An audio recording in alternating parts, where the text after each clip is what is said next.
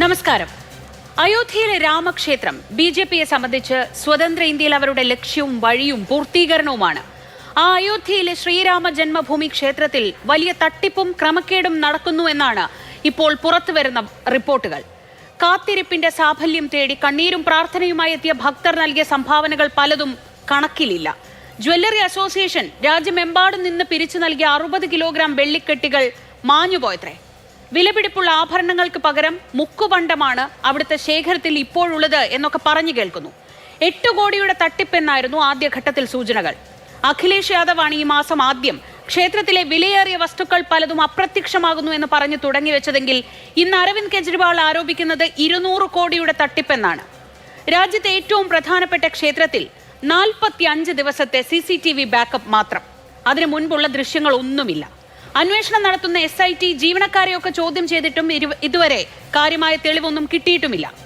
ജീവനക്കാർ മാത്രം വിചാരിച്ചാൽ അയോധ്യ എന്ന BJP സർക്കാരിന്റെ അഭിമാന സ്തംഭത്തിൽ ഇങ്ങനെ ഒരു ക്രമക്കേട് നടക്കുമോ? ഇത്രയും വലിയ ആരോപണം ഉയർന്നിട്ടും ഒരു FIR പോലും ഇട്ടില്ലെന്നാണ് വിവരം. അയോധ്യയിലെ കവർച്ചക്കാർ യഥാർത്ഥത്തിൽ ആരാണ്? സൂപ്പർ പ്രൈം ടൈം ചർച്ച ചെയ്യുന്നു. പ്രിയപ്പെട്ട പ്രേക്ഷകർ സ്വാഗതം. ഈ ചർച്ചയിൽ നമ്മളോടൊപ്പം പങ്കെടുക്കുന്നു അഡ്വക്കേറ്റ് രാജു P. നായർ കോൺഗ്രസിൽ നിന്ന്, അഡ്വക്കേറ്റ് KR സുഭാഷ് ചന്ദ്രൻ CPM-ൽ നിന്ന്, രാഷ്ട്രീയ നിരീക്ഷകനായ ശ്രീ ഷാബു പ്രസാദ്, ഒപ്പം മാധ്യമപ്രവർത്തകൻ ശ്രീ CL മനോജ്, ശ്രീ RV ബാബു ഹിന്ദു ഐക്യവേദി.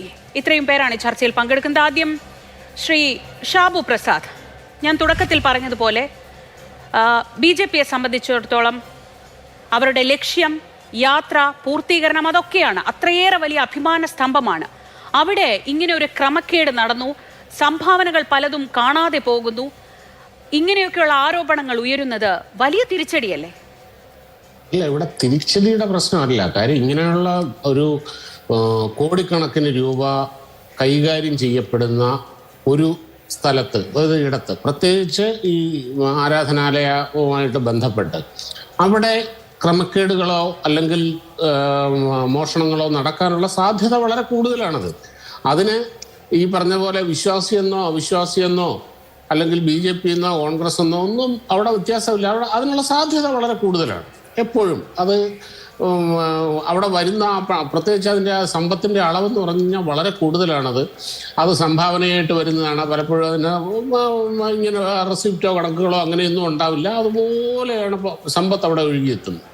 തീർച്ചയായും അതുമായിട്ട് ബന്ധപ്പെട്ട് അതിൻ്റെ അകത്ത് കള്ളന്മാർ കയറിയിട്ടുണ്ടാകാം, അതിൻ്റെ അകത്ത് കടന്നു കൂടിയിട്ടുണ്ടാകാം. തീർച്ചയായിട്ടും അതിനുള്ള സാധ്യതയൊന്നും ഒരിക്കലും നമുക്ക് തള്ളിക്കളയാൻ കഴിയില്ല. തീർച്ചയായിട്ടും അയോധ്യയിൽ നിന്ന് വരുന്ന ഈ വാർത്തകൾ ഈ പറഞ്ഞ രാജ്യത്തെ രാമഭക്തരെ സംബന്ധിച്ചിടത്തോളം ഒക്കെ വളരെ വളരെ നമുക്ക് ആശങ്കയുണർത്തുന്ന വാർത്തയാണ്. എന്തായാലും അത്ര നിസ്സാരമായി ശ്രീ ഷാബു പ്രസാദ്, അതായത് അവിടെ അങ്ങനെ സംഭവിക്കാൻ സാധ്യതയുണ്ട്, അവിടെ അങ്ങനെ നടക്കില്ലേ, അങ്ങനെ എങ്ങനെയാണ് പറയുക? അവിടെ സുരക്ഷാ ജീവനക്കാർ ധരിക്കേണ്ട വസ്ത്രം, ഈ സുരക്ഷാ ജീവനക്കാർ എന്ന് ഉദ്ദേശിച്ചാൽ ഇതൊക്കെ കൈകാര്യം ചെയ്യുന്ന ജീവനക്കാർ ധരിക്കേണ്ട വസ്ത്രത്തെ പറ്റി വരെ SOP തയ്യാറാക്കിയിട്ടുണ്ടായിരുന്നു എന്നാണ് കേൾക്കുന്നത്. അത് ആരാണ് തയ്യാറാക്കി കൊടുത്തത്? ഈ ക്ഷേത്രം നിർമ്മിച്ചത് ആരാണെന്നോ, നിർമ്മാണത്തിന് മേൽനോട്ടം വഹിച്ചത് ആരാണെന്ന് അങ്ങേക്ക് ഞാൻ പറഞ്ഞു തരണ്ടല്ലോ. അത് പ്രധാനമന്ത്രിയുടെ സെക്രട്ടറി ആയിരുന്ന ഉദ്യോഗസ്ഥൻ നേരിട്ടാണ്. അപ്പൊ അങ്ങനെയൊക്കെ ഉണ്ടായിരുന്ന ഒരു സ്ഥലത്ത് ഇങ്ങനെ ഒരു ക്രമക്കേട് വരുമ്പോൾ സ്വാഭാവികമായും അതൊരു വലിയ ചോദ്യമാണ്. അതെ, അല്ലെന്ന് ആര് പറഞ്ഞു? വളരെ വലിയ ചോദ്യമാണ്, വലിയ ആശങ്കയുള്ള കാര്യമാണ്. ശ്രീജ ആ പറഞ്ഞ എന്താണെന്ന് എനിക്ക് മനസ്സിലായില്ല. ഞാൻ എന്താ ഇവിടെ നിസ്സാരവൽക്കരിച്ചു എന്ന് പറയുന്നത്? രാജ്യത്തെ ഒരു സുപ്രധാന ക്ഷേത്രത്തിൽ, പ്രധാനപ്പെട്ട ക്ഷേത്രത്തിൽ, വളരെ വലിയ വരുമാനമുള്ള ലക്ഷക്കണക്കിന് ഭക്തൻ വരുന്ന ക്ഷേത്രത്തിൽ ഈ രീതിയിലുള്ള വലിയ സാമ്പത്തിക ക്രമക്കേട് നടന്നു എന്ന് പറഞ്ഞാൽ അത് വലിയ വിഷയം തന്നെയാണ്. അതിൻ്റെ അകത്ത് ഒരു നിസ്സാരവൽക്കരണം ഇല്ലെന്ന് മാത്രമല്ല, സത്യത്തിൽ ഇപ്പോൾ ഈ ചർച്ചയിൽ ഇതിനെ ഒരു മറ്റെവിടെയും നടക്കുന്നത് പോലെയുള്ള ഒരു സംഭവമായിട്ട് നിസ്സാരവൽക്കരിക്കാൻ ശ്രമിക്കുന്നത് ഒരുപക്ഷെ നിങ്ങളാണെന്ന് എനിക്ക് പറയേണ്ടി വരും. അത്ര ഗൗരവമുള്ള വിഷയമാണിത്. സംശയം എന്താ കാര്യത്തിൽ? എന്തായാലും ഇതിപ്പോൾ ആരോപണ ഘട്ടമാണ്. ഈ ആരോപണം വന്നിരിക്കുന്നു, ഗുരുതരമായ ആരോപണമാണ്. ഇപ്പം SIT രൂപീകരിച്ചിട്ടുണ്ട്, അതിൻ്റെ അന്വേഷണം ആരംഭിച്ചിട്ടുണ്ട്. അതിന്റെ റിസൾട്ട് വരട്ടെ, നമുക്ക് ചർച്ച ചെയ്യാം. തീർച്ചയായിട്ടും ഈ ആശങ്ക ഉയർത്താനും അതിന് ആരോപണങ്ങളും പ്രത്യാരോപണങ്ങളും ഒക്കെ ഉണ്ടാവാനും സമൂഹത്തിൽ അത് ചർച്ച ചെയ്യാനും ചർച്ച ചെയ്യപ്പെടുകയും വേണം. നിശ്ചിതമായ രീതിയിൽ ചർച്ച ചെയ്യപ്പെടണം, വിമർശിക്കപ്പെടുകയും വേണം. വിമർശിക്കേണ്ട കാര്യങ്ങൾ വിമർശിക്കപ്പെടുകയും വേണം. അതിൽ ഒരു സംശയവുമില്ല ശ്രീജ. ശരി, ഞാൻ അങ്ങ് നിസ്സാരവൽക്കരിക്കുന്നു അല്ലെങ്കിൽ സാമാന്യവൽക്കരിക്കുന്നു എന്ന് പറഞ്ഞതിനെ ഞാൻ വിയോജിക്കുകയാണ്. കാരണം അതത്ര നിസ്സാരമല്ലാത്തത് കൊണ്ടാണ് നമ്മൾ ഇന്ന് ഈ വിഷയം ഇവിടെ അല്ല അങ്ങനെയാണല്ലോ പറഞ്ഞത്. ഞാൻ നിസ്സാരവൽക്കരിക്കുന്നു നിങ്ങളാണ് പറഞ്ഞത്. സ്വാഭാവികമായും ഇത്രയേറെ പണം കൈകാര്യം ചെയ്യുമ്പോൾ വീഴ്ച വന്നേക്കാം, അവിടെ ഇങ്ങനെ സംഭവിച്ചേക്കാം എന്ന് പറയുന്നത് നിസ്സാരവൽക്കരണം അല്ലാതെ മറ്റെന്താണ്? അല്ല അല്ല അങ്ങനെ സംഭവിക്കാൻ അതായത് ഒരു വലിയ സമ്പത്ത് കൈകാര്യം ചെയ്യപ്പെടുന്ന സ്ഥലങ്ങളിൽ ഇതിനുള്ള സാധ്യത, ക്രമക്കേടിനും കൊള്ളയ്ക്കുമുള്ള സാധ്യതകൾ ഉണ്ട് എന്ന് തന്നെയാണ് ഞാൻ പറഞ്ഞത്. അങ്ങനെ പോലും സംഭവിക്കാൻ പാടില്ല. ഞാൻ എടുക്കുന്ന ഗൗരവം പോലും നിങ്ങൾ കാണിക്കുന്നില്ല എന്നാണ് എന്റെ പരാതി. ഞാൻ വളരെ ഗൗരവത്തോടെയാണ് കാണുന്നത്. ശ്രീ രാജു പി നായർ, നമുക്കറിയാം അയോധ്യ എന്നത് എത്രത്തോളം വലിയൊരു അഭിമാന പ്രശ്നമായിട്ടാണ് ഇന്ത്യയിൽ BJP കണ്ടതെന്നറിയാം. അവിടെ ഒരു രൂപ ചോർന്നു പോയാൽ പോലും അത് ഉറപ്പായും വലിയ നാണക്കേടുണ്ടാക്കുന്നതാണ്. പ്രത്യേകിച്ച് നമുക്കറിയാം ആരാണ് രാമജന്മഭൂമി ക്ഷേത്രത്തിൻ്റെ ട്രസ്റ്റിൽ ഉള്ളത്. അവരെല്ലാവരും BJPയുമായി RSSുമായി വളരെ അടുപ്പമുള്ളവരാണ്. അവരൊക്കെയുള്ള ഒരു ട്രസ്റ്റ് ഭരിക്കുന്ന ഒരു സ്ഥലത്താണ് എത്ര പോയെന്നറിയില്ല, എങ്ങനെ പോയെന്നറിയില്ല, എപ്പോൾ തൊട്ട് പോയി തുടങ്ങിയിട്ടുണ്ടെന്നറിയില്ല, പ്രത്യേകിച്ച് ഒന്നും അറിയില്ല. നമുക്കറിയാവുന്നത് അവിടെ നിന്ന് വിലപ്പെട്ട എന്തൊക്കെയോ നഷ്ടപ്പെട്ടിട്ടുണ്ടെന്ന് മാത്രമാണ്. ഇത് ഈ പറഞ്ഞതുപോലെ ഒരു വലിയ ഒരു സംഭവം, അവിടെ ഒരുപാട് പണം വരുന്നു, അവിടെ ഇങ്ങനെയൊക്കെ സംഭവിക്കാം. അങ്ങനെയാണോ അത്?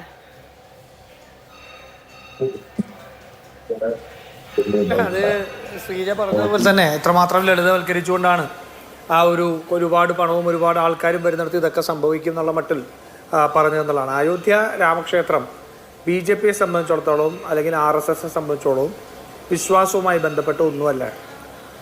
RSSനെ സംബന്ധിച്ചും BJPയെ സംബന്ധിച്ചും അത് രാഷ്ട്രീയം മാത്രമായിരുന്നു. ഹിന്ദു സമൂഹത്തിൻ്റെ വൈകാരികത ചൂഷണം ചെയ്തുകൊണ്ട് രാഷ്ട്രീയമായി അതിന് വേണ്ടിയിട്ടുണ്ടാക്കിയ ഒരു സ്മാരകമാണ് അവിടെ സംഭവിച്ചത്. അല്ലാണ്ട് അത് ഞാൻ പറയില്ലേ, രാമൻ മര്യാദാ പുരുഷോത്തമനായിട്ടുള്ള രാമൻ, എല്ലാത്തിനെയും ഉൾക്കൊള്ളുന്ന സമസ്ത ജീവജാലങ്ങളെയും ഉൾക്കൊള്ളുന്ന രാമൻ എന്ന് പറയുന്ന സങ്കല്പം അവസാനം അവിടെ ഒരു സമൂഹത്തെ ആട്ടി അടച്ചിട്ടാണ് അവിടെ ആ ഒരു അമ്പലം തന്നെ പണിതുയർത്തിയതെന്ന് നമുക്കറിയാം. ഇനി അത് കഴിഞ്ഞു, അവിടെ സ്വാഭാവികമായിട്ട് ഇത്രയധികം ആൾക്കാർ വരും. ഇപ്പോൾ ശബരിമലയിൽ എത്രയോ ആൾക്കാർ വരും, തിരുപ്പതിയിൽ വരുന്നു. അതുകൊണ്ട് വരുന്ന ആൾക്കാരുടെ കണക്കിലല്ല, ആ ഒരു ക്ഷേത്രത്തെ സംബന്ധിച്ച്, ഒരു സ്ഥാപനത്തെ സംബന്ധിച്ച് അവിടെ വരുന്ന ഓരോ രൂപയും അക്കൗണ്ട് ചെയ്യപ്പെടുന്ന, അവിടുത്തെ ഓരോ ആക്ടിവിറ്റിയും അക്കൗണ്ട് ചെയ്യപ്പെടുന്ന ഒരു സംവിധാനം അവിടെ നിലവിലുണ്ടാവണം. അതല്ലാതെ പറ്റില്ലല്ലോ. നാളെ ഏതെങ്കിലും ഒരാൾ അവിടെ കയറി മറ്റെന്തെങ്കിലും ചെയ്തു കഴിഞ്ഞാൽ എങ്ങനെയായിരിക്കും BJP ദുരുപയോഗം ചെയ്യാൻ പോകുന്നത്? അപ്പോൾ അത്തരത്തിൽ വലിയൊരു സംവിധാനമുണ്ട്. അപ്പോൾ ആ സംവിധാനത്തെ എല്ലാം മറികടന്നുകൊണ്ട് ഇത് നടക്കുന്നു എന്ന് പറഞ്ഞാൽ അതിന് ഒട്ടേറെ വലിയ പ്രാധാന്യമുണ്ട്. അത് RSSലും BJPയിലേക്കും ആ ആരോപണത്തിൻ്റെ മുന ചെന്നെത്തുന്നത് ഇത് ആദ്യമായിട്ട് നടന്നൊരു സംഭവമല്ല എന്നുള്ളതുകൊണ്ടാണ്. ഇത് സ്ഥലം മേടിച്ചത് മുതൽ, അവിടുത്തെ പല കാര്യങ്ങൾക്കുള്ള സ്ഥലം മേടിക്കുന്നത് മുതൽ നിരന്തരമായി ഈ ക്ഷേത്രത്തെ സംബന്ധിച്ച് ഒരു കെടുകാര്യസ്ഥതയുടെയും അഴിമതിയുടെയും മറ്റ് ആരോപണങ്ങളുടെയും പുകമറയിലാണ് നിൽക്കുന്നത്. നമുക്കറിയാലോ, അയോധ്യ രാമക്ഷേത്രം പണിതതിനു ശേഷം അതിൻ്റെ ശ്രീകോവിൽ നിന്ന് വെള്ളം ചോർന്നിറങ്ങുന്ന സംഭവം ഉണ്ടായതറിയാലോ. അതിൻ്റെ നിർമ്മാണത്തിൽ ക്രമക്കേടുണ്ട് എന്ന് വലിയ ആരോപണങ്ങളുണ്ടായിരുന്നു. ഇപ്പോൾ കുറച്ച് നാൾ മുമ്പാണ് അവിടുത്തെ എന്താ പറയുക, ഹുണ്ടിയിലുള്ള കാശ് എണ്ണി തട്ടിപ്പെടുന്നവർ 15,000 20,000 രൂപയൊക്കെ മന്ത്ലി സാലറി ഉള്ളവരാണ്. അവർ ഏകദേശം 45 ലക്ഷം 1.5 കോടി രൂപയുടെയൊക്കെ വസ്തു മേടിച്ചത് സംബന്ധിച്ചും അവരുടെ വീട്ടിൽ നിന്ന് 15 ലക്ഷം രൂപ കണ്ടെടുത്ത സംബന്ധിച്ചും വാർത്ത നമ്മൾ വായിച്ചിട്ടുണ്ട്. ഇപ്പോൾ വെള്ളി കാണാതെ പോയിരിക്കുന്നു. അപ്പോൾ ഇതെല്ലാം ഈ പറയുന്ന വൈകാരികത മുതലെടുത്ത് അതിനകത്ത് നടത്തുന്ന തട്ടിപ്പുകളുടെ ഭാഗമാണ്. ഇത്രമാത്രം യോഗി ആദിത്യനാഥിൻ്റെ ഭരണമുള്ള ഉത്തർപ്രദേശിൽ ഇത്രമാത്രം വലിയ എന്താ പറയുക, ഒരു വൈകാരികമായതും അതുപോലെ തന്നെ വിശ്വാസപരമായിട്ടുള്ള, നാളെ ഒരു കലാപത്തിലേക്ക് തന്നെ എന്തെങ്കിലും അനിഷ്ട സംഭവങ്ങൾ ഉണ്ടായിക്കഴിഞ്ഞാൽ പോകാൻ സാധ്യതയുള്ള സ്ഥലത്ത് ഈ ഗവൺമെൻറ് ഇത്രമാത്രം കാലസ്നെസ്സോടുകൂടി, കാലസ്നെസ് എന്ന വാക്കാണ് അത് ഉപയോഗിക്കാൻ പറ്റുക, ആ കാലസ്നെസ്സോട് കൈകാര്യം ചെയ്തു എന്ന് പറയാൻ പറ്റുമോ? SIT ഉണ്ടാക്കിയിട്ട് എന്ത് നടപടിയെടുക്കുന്നു? നമ്മളിവിടെ ശബരിമലയിൽ സ്വർണ്ണക്കൊള്ള നടത്തിയപ്പോൾ നമ്മൾ പറഞ്ഞ ഒട്ടേറെ ആരോപണങ്ങളില്ലേ? ഷാഹു പ്രസാദും ആ ആരോപണങ്ങളൊക്കെ ഉണ്ടായിരുന്നല്ലോ. എന്തുകൊണ്ടാണ് അവിടുത്തെ ഗവൺമെൻറ് ഈ ചോർച്ച തടയുന്നതിൽ അല്ലെങ്കിൽ ഇതിൽ എല്ലാം പരാജയപ്പെടുന്നതുകൊണ്ടാണ്. അപ്പോൾ അവിടെ ആസൂത്രിതമായിട്ട് കൊള്ള നടത്താൻ വേണ്ടി RSSും BJPയും ഉൾപ്പെടെ VHP ഇപ്പോൾ ഇവിടെ ഉണ്ടാവും, VHPയുടെ നേതാവ് പറഞ്ഞിരിക്കുന്നത് ഇതൊക്കെ ഒരു അടിസ്ഥാനപരമായി അല്ലാത്ത ആരോപണങ്ങളാണ് എന്നുള്ളതാണ്. അപ്പോൾ VHP ഉൾപ്പെടെയുള്ള സംഘപരിവാർ സംഘടനകളെല്ലാം അവിടെ കൊള്ള നടത്തുന്നതിന് വേണ്ടി നിൽക്കുന്നു. ആസൂത്രിതമായി അവിടെ അഴിമതി, ക്ഷേത്ര നിർമ്മാണത്തിലുൾപ്പെടെ ഉള്ള അഴിമതി ഉൾപ്പെടെ അവിടെ വലിയ രീതിയിലുള്ള ആരോപണങ്ങൾ നിലനിൽക്കുന്നുണ്ട്. BJPയും RSSനെ സംബന്ധിച്ചോളം അവർക്ക് ഇത് വിശ്വാസവുമൊന്നുമല്ല, അവർക്ക് വെറും രാഷ്ട്രീയ ഉപകരണം മാത്രമാണ്. ജനങ്ങളെ എല്ലാം ഇത്തരത്തിലുള്ള വലിയ ഹിസ്റ്റീരിയയിലേക്ക് കൊണ്ടുവന്ന് അവരുടെ വികാരം മുതലെടുത്തുകൊണ്ട് ഈ ക്ഷേത്രം ഉണ്ടാക്കിയതിൻ്റെ പേരിൽ പക്ഷേ ജനങ്ങളത് തുറന്നു കാണുന്നു, അല്ലെങ്കിൽ ജനങ്ങൾക്കത് മനസ്സിലാവുന്നുള്ളത് നമുക്ക് വളരെ വ്യക്തമായല്ലോ. ഈ അയോധ്യ ക്ഷേത്രം ഇരിക്കുന്ന സ്ഥലത്ത് തന്നെയാണ് BJP പരാജയപ്പെട്ടു പോയത്. SP-യുടെ സ്ഥാനാർത്ഥി അവിടെ ജയിക്കുന്ന സാഹചര്യം ഉണ്ടായിരുന്നു. അപ്പോൾ ഇതെല്ലാം ജനങ്ങൾ വളരെ കൃത്യമായിട്ട് കാണുന്നുണ്ട്, ജനങ്ങൾക്കിത് മനസ്സിലാവുന്നുണ്ട്. അത് തീർച്ചയായിട്ടും നാളെ BJPക്ക് തന്നെ തിരിച്ചടി മാറുന്നുള്ള കാര്യത്തിൽ തർക്കമൊന്നുമില്ല. അവിടുത്തെ സാധാരണക്കാരായ മനുഷ്യർക്ക് അപ്രാപ്യമായ ദൈവത്തെയാണ് അവിടെ BJPയും RSSും കൂടി ഉണ്ടാക്കിയത്. മര്യാദാ പുരുഷോത്തമനായിട്ടുള്ള എല്ലാ ജനങ്ങളും ഒന്നാണെന്ന് കാണുന്ന നീതിയുടെ മുഖമായിട്ടുള്ള രാമനല്ല, മറിച്ച് അമ്പെയ്യുന്ന കുലച്ച വില്ല് നിൽക്കുന്ന ഏതോ ഒരു വലിയ രുദ്രസംഹാരത്തോടുകൂടി നിൽക്കുന്ന രാമനെ ഈ പരിചയപ്പെടുത്തിയതും ഇതെല്ലാം സാമ്പത്തിക തട്ടിപ്പുകളുടെയും അധികാരത്തിൻ്റെയും ഭാഗമായിട്ട് നിർത്തുന്ന ഒരു പുകമറ മാത്രമാണ്. അതിൻ്റെ പിന്നിലെല്ലാം RSSൻ്റെയും BJPയുടെയും ഇത്തരത്തിലുള്ള വികൃതമായിട്ടുള്ള മുഖം വ്യക്തമായിട്ട് വരും എന്നുള്ള കാര്യത്തിൽ യാതൊരു തർക്കവുമില്ല. അവിടുത്തെ പോലീസും അവിടുത്തെ സംവിധാനവും സംഘപരിവാർ സംഘടനകളും എല്ലാം ഇതിന് കൂട്ടുനിൽക്കുന്ന ഒരു സാഹചര്യമാണ് നടപടിയില്ലായ്മയിലൂടെ നമ്മൾ കാണുന്നത്. ആ SIT രൂപീകരിച്ചിട്ട് SITക്ക് ഒരു തരത്തിലും മുന്നോട്ട് പോകാൻ പറ്റിയിട്ടില്ല. അതെന്തുകൊണ്ട് സംഭവിക്കുന്നില്ല എന്നുള്ളത് ഉത്തർപ്രദേശിലെ ഗവൺമെൻറ്, അവിടുത്തെ മുഖ്യമന്ത്രി മറുപടി പറയേണ്ടതാണ്, BJP മറുപടി പറയേണ്ടതാണ്. അഡ്വക്കേറ്റ് സുഭാഷ് ചന്ദ്രൻ, ഇന്നിപ്പോൾ BJP നേതാവ് മുക്താർ അബ്ബാസ് നഖ്വി ഈ വിഷയത്തെക്കുറിച്ച് ഒരു പ്രതികരണം നടത്തിയിട്ടുണ്ട്. ശ്രദ്ധേയമായ പ്രതികരണമാണ്. അവിശ്വാസികളായ ആളുകളൊന്നും ഈ അയോധ്യയിൽ ഇപ്പോൾ നടന്ന മോഷണത്തെ പറ്റിയുള്ള ഈ വാർത്തകൾ, ഇപ്പോൾ പുറത്തു വരുന്ന അയോധ്യയിലെ ക്രമക്കേട്, തട്ടിപ്പ്, മോഷണം, ഇതേക്കുറിച്ചൊന്നും പറയേണ്ട കാര്യമില്ല, അതൊക്കെ വിശ്വാസികൾ നോക്കിക്കൊള്ളും എന്നാണ് പറയുന്നത്. നമുക്കറിയാം ഈ ക്ഷേത്രവുമായി ബന്ധപ്പെട്ട കാര്യങ്ങളെക്കുറിച്ചൊക്കെ പറയുമ്പോൾ പൊതുവേ നമുക്കൊരു മടിയുണ്ട്, അല്ലെങ്കിൽ ഒരു മടിച്ചു നിൽക്കലുണ്ട്. അതെന്താണെന്ന് വെച്ചാൽ അത് വിശ്വാസവുമായി ബന്ധപ്പെട്ടതാണ്, അത് ക്ഷേത്രം വിശ്വാസികൾ നൽകുന്ന കാണിക്കയാണ്, ഇതിനെക്കുറിച്ചൊക്കെ പുറത്തുള്ളവർ അഭിപ്രായം പറയണോ എന്നതൊക്കെ.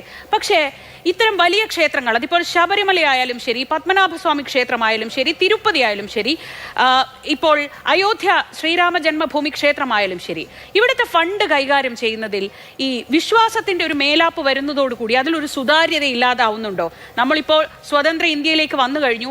പണ്ട് ട്രസ്റ്റൊക്കെ ഉണ്ടായിരുന്നത് ശരി, ഇപ്പോൾ അത് വിശ്വാസമാണെങ്കിലും അല്ലെങ്കിലും ഓരോ പൈസയ്ക്കും, അവിടെ എത്തുന്ന ഓരോ പൈസയ്ക്കും വിശ്വാസം നമുക്ക് വിശ്വാസികൾക്ക് വിട്ടുകൊടുക്കാം. പക്ഷെ അവിടെ എത്തുന്ന പൈസ കൈകാര്യം ചെയ്യുന്നതിലൊക്കെ ഒരു സുതാര്യത ആവശ്യമായിട്ടുള്ള കാലമല്ല ഇത്. അത് ശബരിമല തൊട്ട് തുടങ്ങുന്നു ആ ചോദ്യം. ഇതിനകത്ത് ഏറ്റവും പ്രധാനപ്പെട്ട ചോദ്യം, മാതൃഭൂമി ഈ വിഷയം ചർച്ച ചെയ്യാൻ വേണ്ടി തയ്യാറാകുന്ന സമയത്ത് തന്നെ ഇന്ത്യയിലെ പ്രമുഖ മുഖ്യധാര മാധ്യമങ്ങൾ അല്ലെങ്കിൽ ദേശീയ മാധ്യമങ്ങൾ എന്ന് പറയുന്നവർ ഈ വാർത്തയെ എങ്ങനെയാണ് കൈകാര്യം ചെയ്തിരിക്കുന്നത്? ഇപ്പോൾ ഇന്ന് വന്നിരിക്കുന്ന വാർത്തകൾ പോലും മുഖ്യധാര മാധ്യമങ്ങൾക്കകത്ത് പോലും മിസ് അപ്രോപ്രിയേഷൻ ഓഫ് ഫണ്ട്, അല്ലെങ്കിൽ ഫണ്ടിനകത്തുള്ള അല്ലെങ്കിൽ ഡൊണേഷനകത്തുള്ള തിരിമറി എന്ന രീതിയിലാണ്. ഏതെങ്കിലും തരത്തിലുള്ള കളവ് എന്ന രീതിയിലോ അല്ലെങ്കിൽ ഇപ്പോൾ വന്ന ഗുരുതരമായ ആരോപണങ്ങളെ ആ രീതിയിൽ റിപ്പോർട്ട് ചെയ്യാൻ പോലും ഇന്ത്യയിലെ മുഖ്യധാര മാധ്യമങ്ങൾ തയ്യാറാകുന്നില്ല.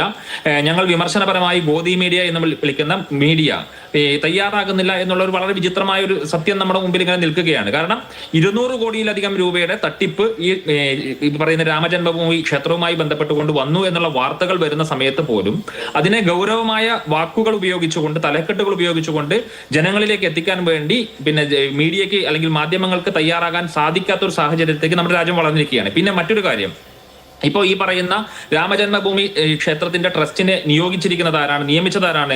ഇന്ത്യയുടെ പ്രധാനമന്ത്രി ശ്രീ നരേന്ദ്രമോദിയാണ്.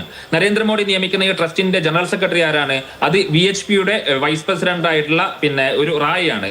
അദ്ദേഹത്തിന്റെ ചമ്പത്ത് റായ് എന്ന് പറയുന്ന ഈ രാമജന്മഭൂമി ട്രസ്റ്റിന്റെ സെക്രട്ടറിക്കെതിരെ നേരത്തെ തന്നെ ആരോപണം, ഈ ക്ഷേത്രം നിർമ്മിക്കുന്ന സമയത്ത് അതിന്റെ ഭൂമി ഏറ്റെടുക്കലുമായി ബന്ധപ്പെട്ടുകൊണ്ട് 2 കോടി രൂപയുടെ ഭൂമി 18 കോടി രൂപയ്ക്ക് ഏറ്റെടുത്തു, 2.5 കോടി രൂപയുടെ ഭൂമി 24 കോടി രൂപയ്ക്ക് ഏറ്റെടുത്തു. അതോടൊപ്പം തന്നെ ഏതാണ്ട് 5 കോടി രൂപയുടെ വില വരുന്ന ഭൂമി 55 കോടി രൂപയ്ക്ക് ഏറ്റെടുത്തു എന്നുള്ള രീതിയിൽ ആരോപണങ്ങൾ അന്ന് ഈ ക്ഷേത്ര നിർമ്മാണത്തിന് വേണ്ടിയുള്ള ഭൂമി ഏറ്റെടുക്കുന്ന സമയത്ത് തന്നെ ഇദ്ദേഹത്തിനെതിരെ ഉയർന്നു വന്നിട്ടുള്ളതാണ്. ഇപ്പോൾ വീണ്ടും ഇതുപോലെ തന്നെ ആ ക്ഷേത്രത്തെ സംബന്ധിച്ച് ആ ക്ഷേത്രം സന്ദർശിച്ചിരിക്കുന്ന മലയാളികളായിട്ടുള്ള ഭക്തർക്കുൾപ്പെടെ അറിയാം. അതിന്റെ ഓരോ മൂലയ്ക്കും ഓരോ 50 മീറ്ററിനകത്തും CCTV ക്യാമറകളുണ്ട്. ഓരോ കോർണറിലും അതിനകത്ത് കൃത്യമായിട്ടുള്ള സുരക്ഷാ ഭടന്മാരുണ്ട്. ഇവരെയെല്ലാം നോക്കുകുത്തികളാക്കിക്കൊണ്ട് അല്ലെങ്കിൽ ഇവരെയെല്ലാം മൗനികളാക്കിക്കൊണ്ട് ഈ CCTVകളെല്ലാം ഓഫ് ചെയ്തുകൊണ്ടാണ് ഈ VHPയുടെ നേതാവ് തന്നെ അദ്ദേഹത്തിന്റെ ആളുകൾ അവിടെ നിന്ന് വിവിധ വാഹനങ്ങൾക്ക് കടന്നു പോകാൻ ഈ സമ്പത്ത് റായിയുടെ അനുചരന്മാർക്ക് അവിടെ നിന്ന് അവരുടെ വാഹനങ്ങൾ കൊണ്ടുപോകാൻ വേണ്ടി അദ്ദേഹം ആവശ്യമായ സഹായങ്ങൾ ചെയ്തു കൊടുത്തു എന്നുള്ള വാർത്തകളാണ് ഇപ്പോൾ പുറത്തു വരുന്നത്.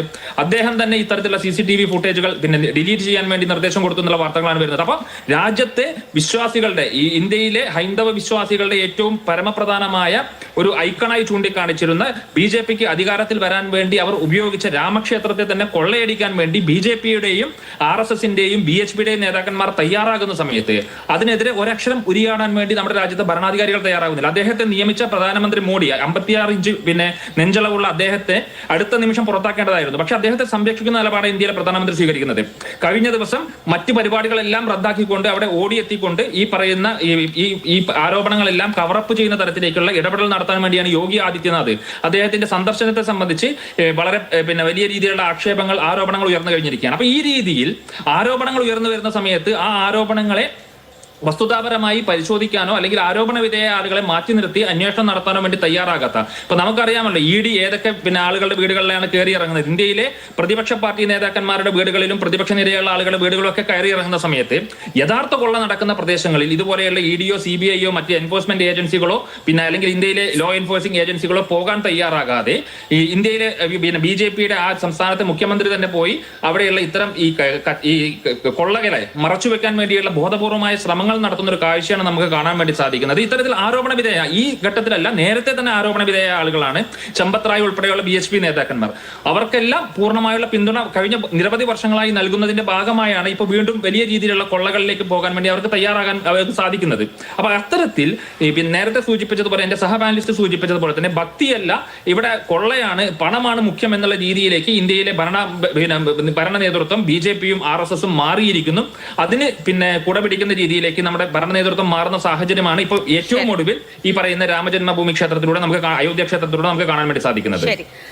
ശ്രീ CL മനോജ്, അങ്ങ് അയോധ്യ ക്ഷേത്ര നിർമ്മാണം ഉൾപ്പെടെയുള്ള എല്ലാ കാര്യങ്ങളും വളരെ സൂക്ഷ്മമായി നിരീക്ഷിക്കുന്ന ദേശീയ തലത്തിൽ പ്രവർത്തിക്കുന്ന ഒരു മാധ്യമ പ്രവർത്തകനാണല്ലോ. കഴിഞ്ഞ 11 മാസത്തിനിടെ സുരക്ഷയ്ക്ക് മാത്രമായി 10 കോടി രൂപയാണ് അയോധ്യ ക്ഷേത്രത്തിൽ ചെലവിട്ടിട്ടുള്ളത് എന്നാണ് കേൾക്കുന്നത്. പക്ഷേ ഏറ്റവും ഒടുവിൽ കേൾക്കുന്ന വിവരം അനുസരിച്ച് ഈ പണം എണ്ണുന്ന ടേബിളിന് മുന്നിലുള്ള CCTV പ്രവർത്തിക്കാറില്ല അത്രേ. അങ്ങനെ വളരെ നിസ്സാരമായി അവിടെ അങ്ങനെ ഒരു തട്ടിപ്പ് നടക്കുമോ? പ്രത്യേകിച്ച് അവിടെ ഓരോ കാര്യത്തിനും കൃത്യമായ ചട്ടങ്ങൾ രൂപീകരിച്ചിരുന്നു. എങ്ങനെയാണ് 2023-നും 2025-നും ഇടയിൽ ഈ സംഭാവന കൈകാര്യം ചെയ്യാൻ കൃത്യമായ മാർഗനിർദ്ദേശങ്ങൾ ഇറക്കിയിട്ടുണ്ട്. നേരത്തെ ഞാൻ ശ്രീ ഷാബു പ്രസാദിനോട് പറഞ്ഞതുപോലെ സംഭാവന എണ്ണുന്ന ജീവനക്കാർ ധരിക്കേണ്ട വസ്ത്രം വരെ സൂചിപ്പിച്ചിട്ടുള്ള SOP ഉണ്ട്. അതൊന്നും പാലിക്കപ്പെട്ടിട്ടില്ല. അങ്ങനെ ഇതൊന്നും പാലിക്കപ്പെട്ടിട്ടില്ലെങ്കിൽ അയോധ്യ എങ്ങനെയാണ് ഒരു അഭിമാന സ്തംഭമായി നിലനിർത്തുന്നത് എന്ന് നമുക്കറിയാം. അങ്ങനെ പാലിക്കപ്പെട്ടിട്ടില്ലെങ്കിൽ ഈ തട്ടിപ്പ് അങ്ങനെ വെറുതെ സംഭവിച്ചതല്ല, അല്ലെങ്കിൽ ഏതെങ്കിലും ഒരു ജീവനക്കാരന്റെ ഭാഗത്തു നിന്നുണ്ടായ വീഴ്ചയല്ല എന്ന് കരുതേണ്ടി വരില്ലേ?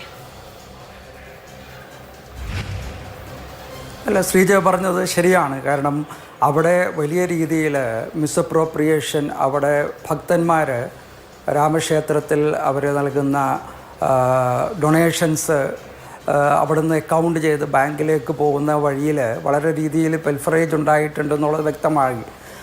അതിൻ്റെ അടിസ്ഥാനത്തിൽ തന്നെയാണ് SIT കോൺസ്റ്റിറ്റ്യൂട്ട് ചെയ്തത്. അപ്പോൾ ഒരർത്ഥത്തിൽ ഒരു സ്പെഷ്യൽ ഇൻവെസ്റ്റിഗേഷൻ ടീം BJP ഭരിക്കുന്ന UP ഗവൺമെൻറ് കോൺസ്റ്റിറ്റ്യൂട്ട് ചെയ്തപ്പോൾ തന്നെ അവിടെ ഈ പറയുന്ന ആരോപണങ്ങൾക്ക് പ്രമാ ഫേസി അതിന് ഒരു വസ്തുതയുണ്ട് എന്നുള്ളൊരു തോന്നലുണ്ട്. ഇപ്പോൾ വരുന്ന വാർത്തകളനുസരിച്ച് കോടിക്കണക്കിന് അവിടെ വന്നിട്ടുള്ള ഡൊണേഷൻസ് നിന്ന് മിസ്അപ്രോപ്രിയേഷൻ നടന്നിട്ടുണ്ട്.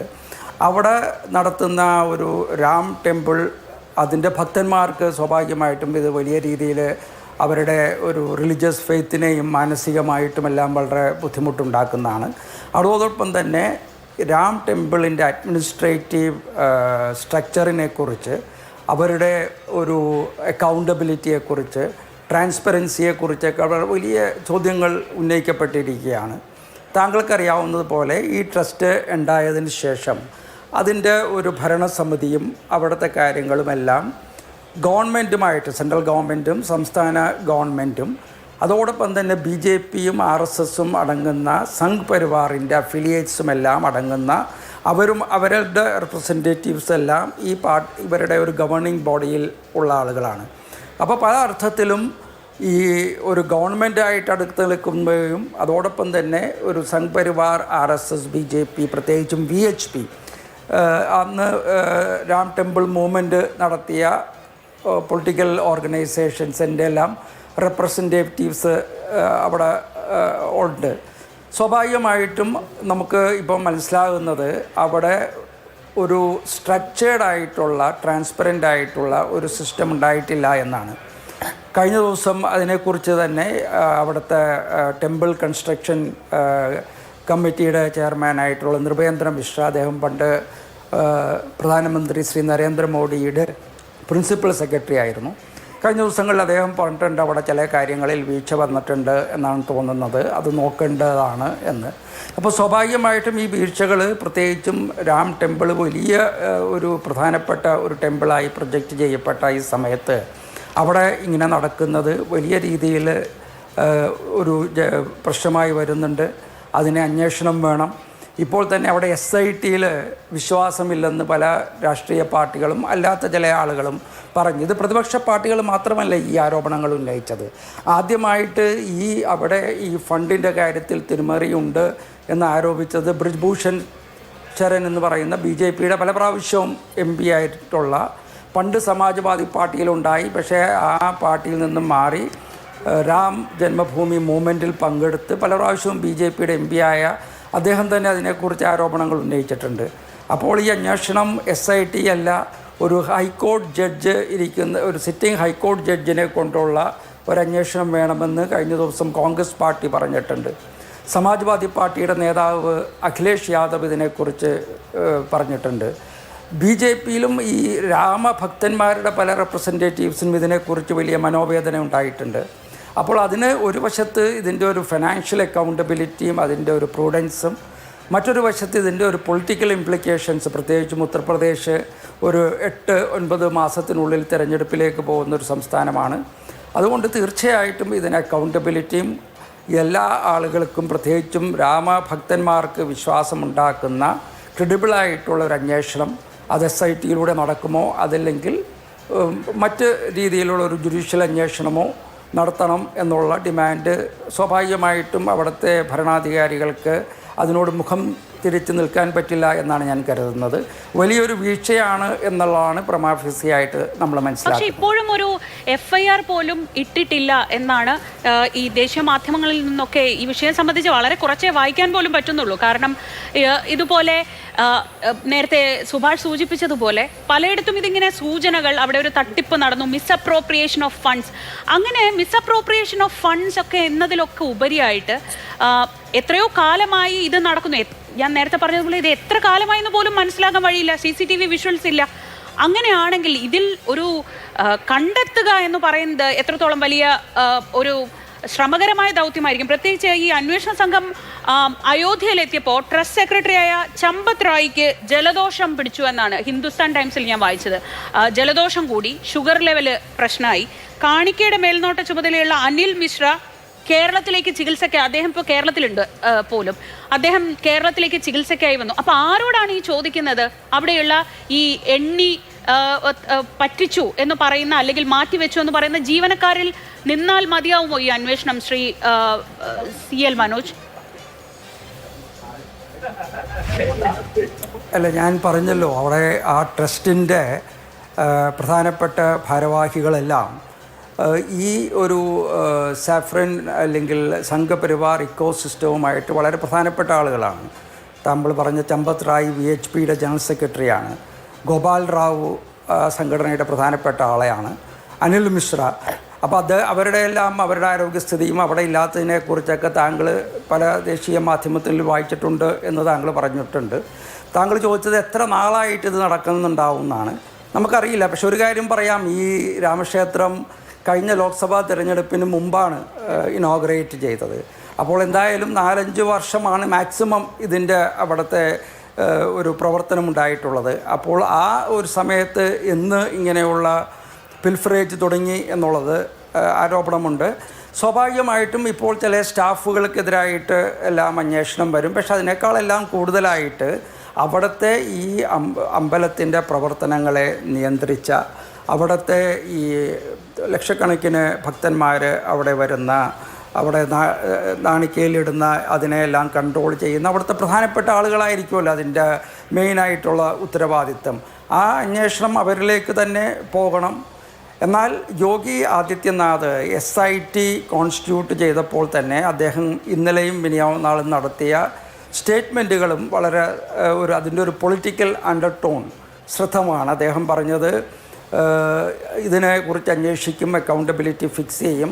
എന്നാൽ രാമജന്മ മൂവ്മെൻറ്റിനെയും രാമക്ഷേത്രത്തെ നിർമ്മാണത്തിനെയും എതിർത്തിട്ടുള്ള ആളുകൾ വീണ്ടും ഇതിനെ, ഈ ക്ഷേത്രത്തെയും അതിൻ്റെ റണ്ണിങ്ങിനെ എല്ലാം ഡിഫൈം ചെയ്യാനുള്ള ശ്രമമുണ്ടെന്നുള്ളൊരു ആരോപണവുമായി അദ്ദേഹം വന്നപ്പോൾ സ്വാഭാവികമായിട്ടും ഭാരതീയ ജനതാ പാർട്ടിയും സംഘപരിവാറും ഈ തെരഞ്ഞെടുപ്പിലേക്കുള്ള യാത്രയിൽ അവരെടുക്കുന്ന ഒരു പൊളിറ്റിക്കൽ സ്റ്റാൻഡിൻ്റെ ചില ഇൻഡിക്കേഷൻസ് അത് വരുന്നുണ്ട്. സ്വാഭാവികമായിട്ടും അതിൻ്റെ ഒരു UPA പോലെയുള്ള ഒരു വളരെ ക്രൂഷ്യലായിട്ടുള്ള സംസ്ഥാനത്ത്, വളരെ കമ്മ്യൂണലി സെൻസിറ്റീവായിട്ടുള്ളൊരു സംസ്ഥാനത്ത് ഒരു പോളറൈസ്ഡ് ആയിട്ടുള്ളൊരു ഡിബേറ്റ് ഉണ്ടായിക്കൂടാ എന്നുണ്ട്. അതിനെ പ്രതിപക്ഷ പാർട്ടികൾക്കും നമ്മൾ ഇതിൻ്റെ അക്കൗണ്ടബിലിറ്റിയും എല്ലാം ഉള്ളപ്പോൾ തന്നെ ഇതിനൊരു രാഷ്ട്രീയവും വരും.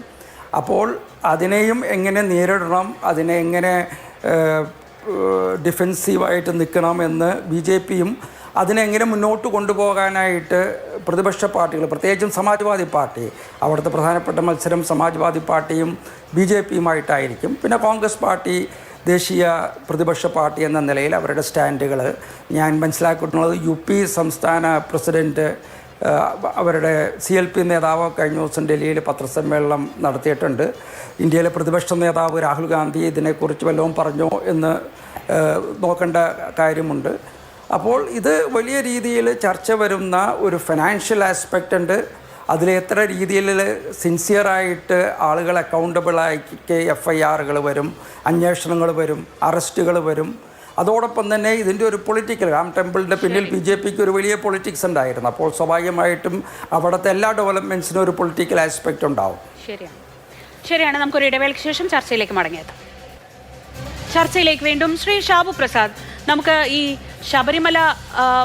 ശബരിമലയിലെ ആരോപണങ്ങളൊക്കെ ഉയർന്ന സമയത്ത് BJP നേതാക്കൾ ഉൾപ്പെടെ MP ഉൾപ്പെടെ പറഞ്ഞത് ഇങ്ങോട്ട് തരൂ, ഞങ്ങൾ ഭരിച്ചു കാണിക്കാം എന്നതാണ് പറഞ്ഞു കേട്ടത്. രാജ്യത്തെ ഏറ്റവും സുപ്രധാനമായ ഒരു ക്ഷേത്രം, അത് ആ പാർട്ടിയെ സംബന്ധിച്ച് തന്നെ ഏറ്റവും പ്രധാനപ്പെട്ട ഒരു ദൗത്യം, അത് പൂർത്തിയായി കഴിഞ്ഞ് അതിൻ്റെ ഈ ആദ്യത്തെ വർഷങ്ങളിൽ തന്നെ ഇങ്ങനെ ഒരു ആരോപണം ഉയരുമ്പോൾ, അത് ഈ സംഘപരിവാറുമായി വളരെ അടുത്ത ബന്ധമുള്ളവർ അതിൻ്റെ നേതൃത്വത്തിൽ നിൽക്കുന്ന സമയത്ത് ഇനിയിപ്പോൾ ഇതൊരു രാഷ്ട്രീയ വിഷയമായി എങ്ങനെയാണ് മാറാൻ പോകുന്നത് എന്ന് ശ്രീ CL മനോജ് പറഞ്ഞു വെച്ചത് അങ്ങ് കേട്ടില്ലേ? അടുത്ത് വലിയ താമസമില്ലാതെ ഉത്തർപ്രദേശിൽ തെരഞ്ഞെടുപ്പ് വരാനിരിക്കുകയാണ്. 1 വർഷം തികച്ചില്ല. എങ്ങനെയൊക്കെ പ്രത്യാഘാതങ്ങൾ ഉണ്ടാക്കും എന്നുകൂടി നമുക്ക് ഈ സമയത്ത് ചർച്ച ചെയ്യണ്ടേ? എന്തായാലും അയോധ്യയിലെ രാമക്ഷേത്രവും വീണ്ടും നമ്മുടെ രാജ്യത്തെ ആ ഒരു പൊളിറ്റിക്കൽ ഡിബേറ്റിൻ്റെ സെൻട്രൽ സ്റ്റേജിലേക്ക് വരികയാണ്. BJPയെ സംബന്ധിച്ചിടത്തോളം ഇത് അത്ര നിസ്സാരമായിട്ടോ അല്ലെങ്കിൽ വെറുതെ അങ്ങ് കൈയൊഴിയാനായിട്ട് കഴിയുകയുമില്ല. അതുകൊണ്ട് തന്നെ ഈ ആരോപണങ്ങൾക്ക് പിന്നിലെ വാസ്തവം എന്താണ്, അതിൻ്റെ അകത്ത് കുറ്റക്കാരാരാണ്, അവരെ as soon as possible expose ചെയ്യേണ്ടത് ഏറ്റവും അത്യാവശ്യം BJPക്ക് തന്നെയാണ്. BJPക്കും ഉത്തർപ്രദേശ് സർക്കാരിനും തന്നെയാണ്. അതുകൊണ്ട് തന്നെയാണ് യോഗി ആദിത്യനാഥ് മുഖ്യമന്ത്രി ആ ഇഷ്യൂവിലേക്ക്, അയോധ്യയിലേക്ക് പെട്ടെന്ന് എത്തിയതും SIT രൂപീകരിച്ചതും അതിൻ്റെ അന്വേഷണം തുടങ്ങിക്കഴിഞ്ഞതും. അതുകൊണ്ട് തന്നെ ഇത് ഏറ്റവും കൂടുതൽ അത്യാവശ്യം BJPക്ക് തന്നെയാണത്. അങ്ങനെ അത് തന്നെയാണ് ഇതിൻ്റെ ഏറ്റവും വലിയ പ്രാധാന്യവും. കാര്യം ഇതിൽ നിന്നൊന്നും മറച്ചു വെക്കാൻ കഴിയില്ല. കാരണം അയോധ്യ എന്ന് പറയുന്നത് BJPയെയും സംഘപരിവാറിനെയും സംബന്ധിച്ചിടത്തോളം വളരെ വളരെ വളരെ പ്രധാനപ്പെട്ട ഒരു വിഷയമാണ്. ഇപ്പം അത് പ്രതിപക്ഷം എല്ലാം കൂടെ അത് വീണ്ടും ഒരു വലിയ രാഷ്ട്രീയ ചർച്ചയിലേക്ക് കൊണ്ടുവരുമ്പോൾ തീർച്ചയായും അതിനെ ഗുണകരമായ രീതിയിൽ മാറ്റിയെടുക്കുന്ന രീതിയിലുള്ള ആ ഒരു പ്രവൃത്തി, ആ ആക്ഷൻസ് തീർച്ചയായിട്ടും ഉത്തർപ്രദേശ് സർക്കാരിൽ നിന്നുണ്ടാകും. അക്കാര്യത്തിൽ ഒരു സംശയവും വേണ്ട, യാതൊരു സംശയവും വേണ്ട. പിന്നെ ഇവിടെ പറഞ്ഞ ആരോപണങ്ങൾ മുഴുവനും ഇപ്പൊ ഇവിടെ CPM-ന്റെ പ്രതിനിധി പറഞ്ഞു, ശ്രീജ പറഞ്ഞു, ഇതെല്ലാം പറഞ്ഞ് ഇതിൻ്റെ അകത്ത് ഇങ്ങനെ വാർത്തകൾ വരുന്നു, അങ്ങനെ ഉണ്ടത്രേ, അങ്ങനെ കേൾക്കുന്നു, അങ്ങനെ പലരും പറയുന്നു, ആരോപണങ്ങൾ ഉയരുന്നു. ഇങ്ങനെ അവിടെ നിൽക്കേണ്ടതല്ലല്ലോ ഇത്. കൃത്യമായും കോൺക്രീറ്റ് ആയിട്ടുള്ള, തീർച്ചയായിട്ടും രാഷ്ട്രീയപരമായി എതിർചേരിയിൽ നിൽക്കുന്നവരെ അങ്ങനെയുള്ള ആരോപണങ്ങൾ ഉയർത്തും. അവരതിൽ നിന്ന് പൊളിറ്റിക്കലി മിൽക്ക് ചെയ്യാൻ ശ്രമിക്കും. BJP അവരുടെ പ്രധാനപ്പെട്ട ഒരു എതിരാളിയാണ്. BJPക്കെതിരെ കിട്ടിയ വളരെ നല്ല ഒരു ആയുധം എന്നുള്ള രീതിയിൽ അവരതിനെ പരമാവധി ഉപയോഗിക്കും. പക്ഷേ ആ ആയുധങ്ങളുടെ മുരയൊടിക്കാനുള്ള കാര്യങ്ങളും ഇപ്പുറത്ത് BJPയും ചെയ്യും. എന്തായാലും ഇനിയും വരും ദിവസങ്ങളിൽ വലിയ താമസമൊന്നുമില്ലാതെ ഇങ്ങനെ മാസങ്ങളും 6 മാസം 8 മാസമൊക്കെ നീണ്ടുപോകുന്ന രീതിയിലൊന്നുമല്ല, അതിവേഗത്തിൽ ഇതിൻ്റെ അകത്തെ സത്യാവസ്ഥ പുറത്തു വരും എന്നുള്ള കാര്യത്തിൽ ഒരു സംശയവുമില്ല. ഇങ്ങനെ ഇതേപോലെ തന്നെ നമ്മുടെ മാധ്യമങ്ങൾ ഒരുപാട് ചർച്ച ചെയ്തൊരു കാര്യമാണല്ലോ നമ്മുടെ ധർമ്മസ്ഥലയിലെ ഇഷ്യൂ. എത്ര ഹീറ്റഡ് ഡിബേറ്റ് നമ്മുടെ മാധ്യമങ്ങളിൽ നടന്നിട്ടുണ്ട്. SIT രൂപീകരിച്ചു, പോലീസ് അന്വേഷണം, അത് BJP അല്ലല്ലോ അവിടെ ഭരിക്കുന്നത്. അവസാനം മല എലിയെ പ്രസവിച്ച മാതിരി സംഭവം കൊണ്ട് പോയത് നമ്മൾ കണ്ടതാണത്. ഞാനിതിനെ അങ്ങനെ ഒന്നും അവിടെ സംഭവിച്ചിട്ടില്ല, വെറും കേവലം രാഷ്ട്രീയ ആരോപണങ്ങൾ മാത്രമാണ് എന്നൊന്നും ഞാൻ പറയുന്നില്ല. അതൊക്കെ ഇനിയും തെളിയിക്കപ്പെടേണ്ട കാര്യങ്ങളാണത്. SIT രൂപീകരിച്ചിട്ടുണ്ട്. അത് എത്രയും വേഗം ഇതിൻ്റെ സത്യാവസ്ഥ പുറത്തു കൊണ്ടുവരേണ്ടതിൻ്റെ അത്യാവശ്യമുള്ളത് BJPക്കാണ്. BJPക്ക് അതിൽ നിന്ന് ഒഴിഞ്ഞു മാറാൻ പറ്റില്ല, ഒളിച്ചു വെക്കാൻ കഴിയില്ല. Who ever it may be responsible for this, അവരെ എക്സ്പോസ് ചെയ്യപ്പെടുക തന്നെ ചെയ്യും. കാരണം അത് BJPയുടെയും അവിടെ നടക്കാൻ പോകുന്ന കാര്യം. ഒരു കൊല്ലത്തിനുള്ളിൽ ഇലക്ഷൻ നടക്കാൻ പോവുകയാണ്, വളരെ ക്രൂഷ്യലായിട്ടുള്ള ഇലക്ഷൻ നടക്കാൻ പോവുകയാണ്. അതുകൊണ്ട് അത് BJPയെ സംബന്ധിച്ചിടത്തോളം ഇതൊരു ജീവൻ മരണ ഇഷ്യൂ തന്നെയാണ്. അതുകൊണ്ട് അക്കാര്യത്തിൽ സംശയമൊന്നും വേണ്ട. BJP ഏറ്റെടുത്തിട്ടുണ്ടോ ഇതേക്കുറിച്ച്? ആരെങ്കിലും ഒരു ദേശീയ തലത്തിൽ ഒരു പ്രധാനപ്പെട്ട ഒരു പ്രതികരണമൊക്കെ ഞാൻ ഒരുപാട് തേടി നോക്കി ശ്രീ ഷാബു പ്രസാദ്. അങ്ങനെ കാര്യമായ പ്രതികരണങ്ങളൊന്നുമില്ല. ഇതിനെ ഒരു ഗൗരവത്തോടെ പ്രതികരണമല്ല ഇവിടെ വേണ്ട, ഇവിടെ ആക്ഷനാണ് വേണ്ടത്. ഈ SITയുടെ അന്വേഷണത്തിൽ അവിടെയുള്ളവർ തന്നെ, പാർട്ടിക്കുള്ളിലുള്ളവർ അല്ലെങ്കിൽ ഈ സംഘടനാ സംവിധാനത്തിനുള്ളിലുള്ളവർ തന്നെ അതൃപ്തി രേഖപ്പെടുത്തുന്നുണ്ട്. അല്ല, ഇത് ആദ്യഘട്ടമല്ലേ SIT അന്വേഷണം എന്ന് പറയുന്നത്. ഇതുകൊണ്ട് സംഭവ ആരോപണങ്ങൾ ഉയർന്നിട്ടേ ഉള്ളൂ.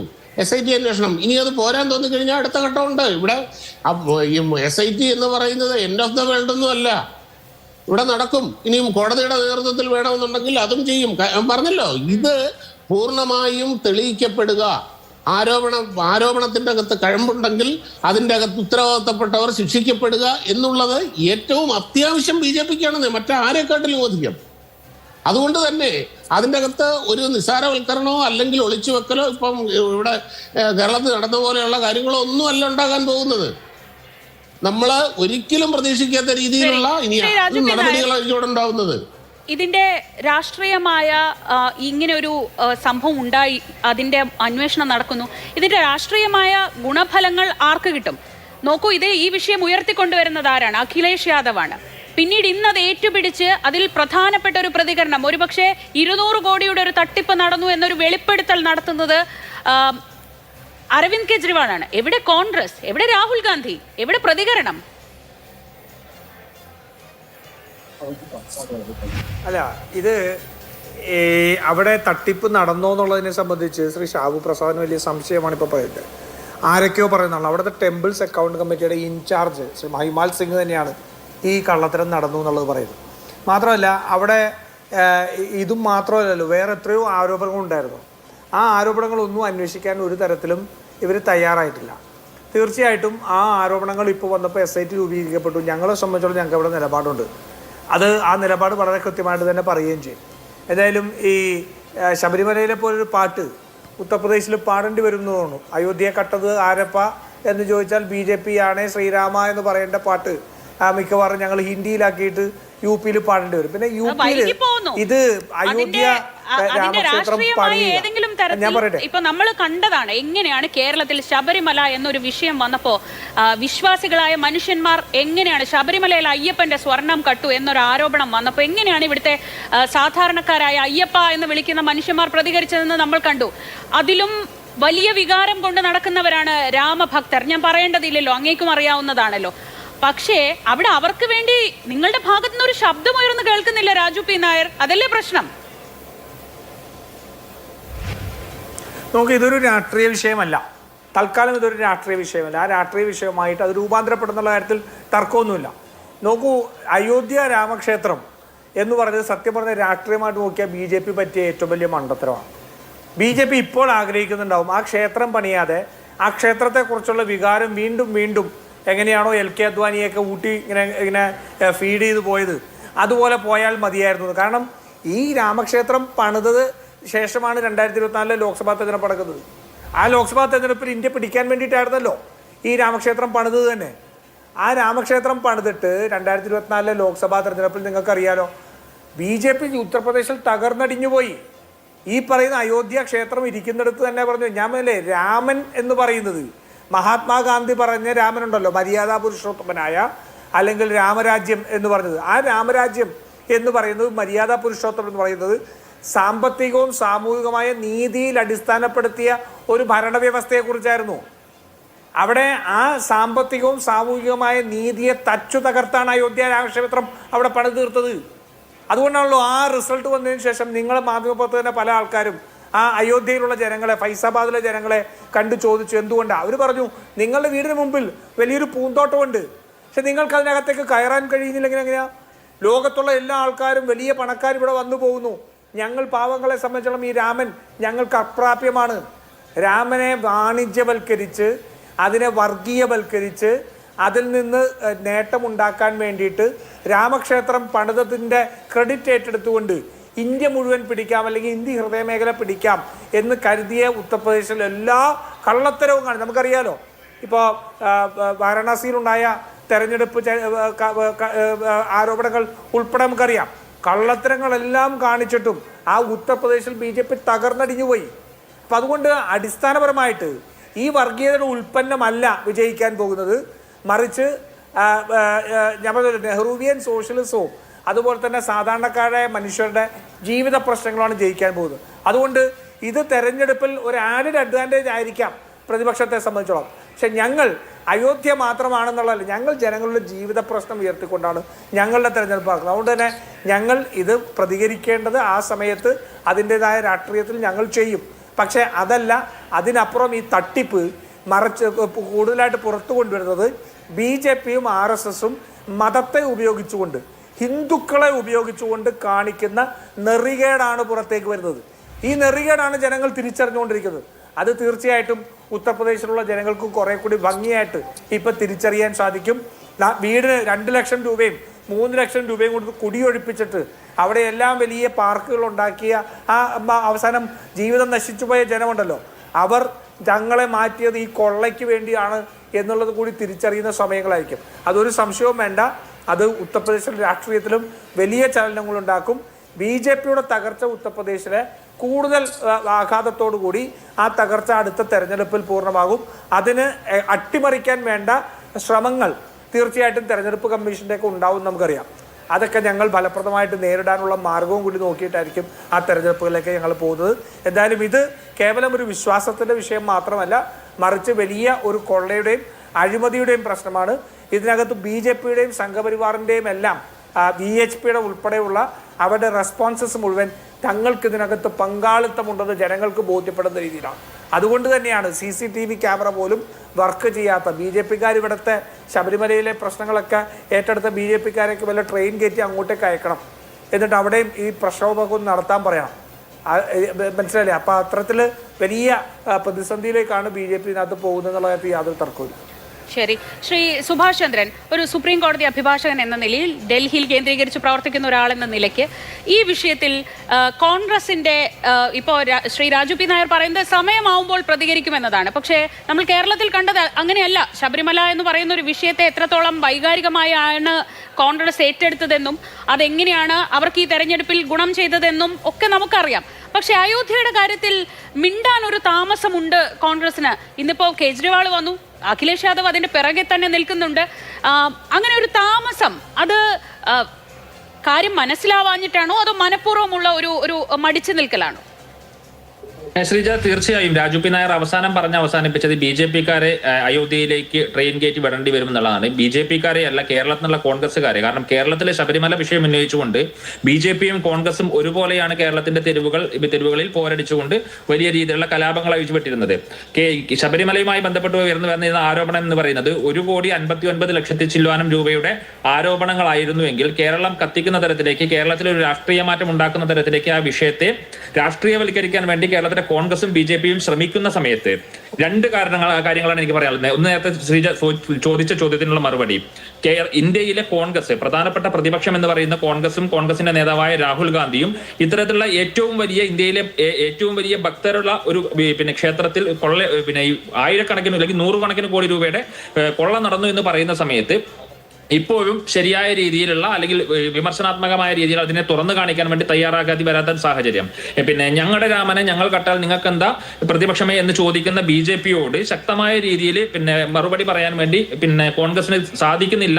ഇത് ഈ ഒരു വിഷയത്തിൽ മാത്രമല്ല, രാഹുൽ ഗാന്ധിക്കെതിരെയും കോൺഗ്രസിനെതിരെയും വിവിധ വിഷയങ്ങൾക്കകത്ത് ഇന്ത്യയിലെ പ്രതിപക്ഷം എന്ന രീതിയിൽ ആ റോൾ ഏറ്റെടുക്കുന്നതിന് കോൺഗ്രസിനും രാഹുൽ ഗാന്ധിക്കും പരാജയം സംഭവിക്കുന്നു എന്ന് ഇന്ത്യ മുന്നണിയുടെ ഭാഗമായി നിൽക്കുന്ന ഇടതുപക്ഷ പാർട്ടികളും അതോടൊപ്പം തന്നെ തൃണമൂൽ കോൺഗ്രസ് ഉൾപ്പെടെയുള്ള സമാജ്വാദി പാർട്ടി ഉൾപ്പെടെയുള്ള DMK ഉൾപ്പെടെയുള്ള പാർട്ടികളുമൊക്കെ കഴിഞ്ഞ നിരവധി വർഷങ്ങളായി ആരോപണം ഉന്നയിച്ചുകൊണ്ടിരിക്കുകയാണ്. ആ ആരോപണങ്ങൾ ശരിവെക്കുന്ന തരത്തിലാണ് ഈ വിഷയത്തിനകത്ത് രാഹുൽ ഗാന്ധിയും കോൺഗ്രസും എടുത്തുകൊണ്ടിരിക്കുന്ന സമീപനം എന്ന് പറഞ്ഞു വെക്കട്ടെ.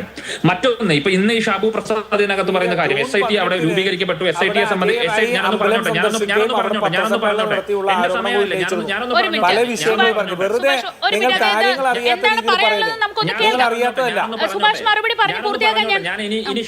ഇനി ഷാബു പ്രസാദ് പറഞ്ഞതിനോട് എനിക്ക് പ്രതികരിക്കാനുള്ളത് അതിലേക്ക് വരാം. എന്താണ് അദ്ദേഹത്തിന് അതിന് പറയാനുള്ള മറുപടി? ഒന്ന് ഒരു വരി കേട്ടിട്ട് സുഭാഷ് തുടർന്നോളൂ. പറഞ്ഞോളൂ ശ്രീ രാജു പി നായർ.